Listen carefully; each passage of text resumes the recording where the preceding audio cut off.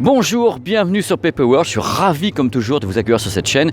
On va parler aujourd'hui d'un casque culte. Et vraiment le mot culte prend toute sa dimension, c'est un casque qui a 25 ans d'existence. Il s'agit du Sennheiser HD25. Donc quand un casque a 25 ans d'existence, on peut se demander mais pourquoi est-il là depuis si longtemps? La première réponse d'abord, c'est un casque qui est solide. C'est-à-dire que le HD25 a pour principal avantage de pouvoir être entièrement démonté, remonté et voir toutes ses pièces changer.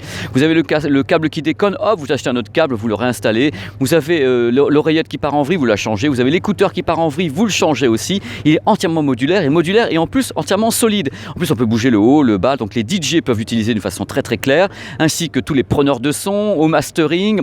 Il y a beaucoup de réalisateurs aussi dans le monde entier. Quand tu réalises un film, tu as le HD25 sur les oreilles. C'est presque un élément du décor d'un film. Ce casque est devenu un emblème. C'est devenu quelque chose qui est vraiment un objet de culte de A à Z. Alors après, vous allez me dire pourquoi, comment. D'abord, c'est un casque qui est entièrement clos, il est fermé. C'est-à-dire quand vous le mettez sur les oreilles, il appuie vraiment beaucoup sur les oreilles. Il appuie vraiment beaucoup sur les oreilles. Je vais le dire une troisième fois.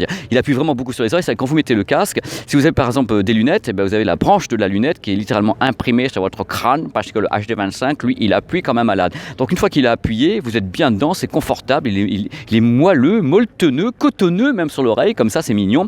Et il isole beaucoup des bruits extérieurs sans avoir à faire appel à une électronique pour le faire. C'est un excellent casque à réduction de bruit passive. Déjà d'entrée de jeu. Donc on résume, il est solide. Waouh, on peut changer toutes les pièces. Waouh, et on l'a sur les oreilles, il tient bien. Waouh, donc c'est bien. Et alors à l'oreille, ça donne quoi? C'est un casque qui peut prêter à confusion entre guillemets, parce qu'on a l'impression parce qu'il est culte qu'il est hi-fi. C'est pas un casque hi-fi, c'est pas un MSR 7 de Technica, c'est pas un BW P5 ou P7 ou P9. Rien à voir avec tout ça. C'est pas un focal, il n'a pas une texture hi-fi.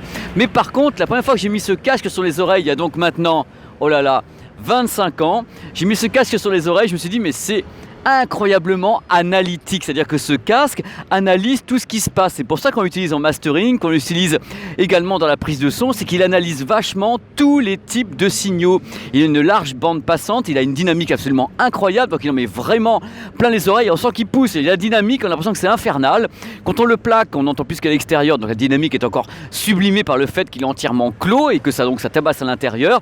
Bref, je vous le dis en un mot comme en mille, ce HD25 de Sennheiser est juste un petit prétentieux qui roule des mécaniques, et moi j'aime bien les casques de petits prétentieux qui roulent des mécaniques parce qu'il est vivant. C'est un casque qui analyse tout ce qui se passe et il est vivant. Donc on résume, numéro 1, il est culte. Il a 25 ans, il est super solide. Pourquoi? Parce qu'en plus, si vous cassez un petit quelque chose, on peut tout changer. Les câbles, les oreillettes, les écouteurs, tout peut être changé sur le Sennheiser HD25. C'est un casque pratique, il est supra-auriculaire, il appuie bien sur l'oreille, il isole dans le transport en commun d'une façon étonnante. Il a une magie. La vraie magie, c'est qu'il n'a pas un son hi-fi, mais qu'il a un son tellement analytique, tellement dynamique, tellement vivant, qu'on oublie presque qu'il n'est pas hi-fi, parce qu'il sait se faire à tous les types de sources, que ce soit du MP3, de la musique de discothèque avec un son pas possible. Il est vraiment, vraiment utile à tout le mastering, à tous les gens qui bossent dans les médias, à tous les gens qui veulent être transport en commun, se foutant de ce qui se passe à l'extérieur. Mais il a son plus gros défaut qui est tout simple, c'est qu'il serre sur les oreilles. On sent qu'il est là, on l'oublie pas le pépère. Mais en même temps, c'est sa qualité, parce que puisqu'il serre sur les oreilles directement, il isole bien, il plaque bien, vous pouvez courir avec et tout va pas tomber. Bon, bref, j'ai du mal à en parler de façon froide, sans être super enthousiaste, parce que je le connais par cœur, je l'ai depuis 25 ans et je l'adore, mon petit fripon de Sennheiser HD25 qui reste le casque, le petit casque vaillant, vous savez, comme moi, un petit gars avec des gros bras, à moitié prétentieux, qui roule des mécaniques. Qui roule des mécaniques.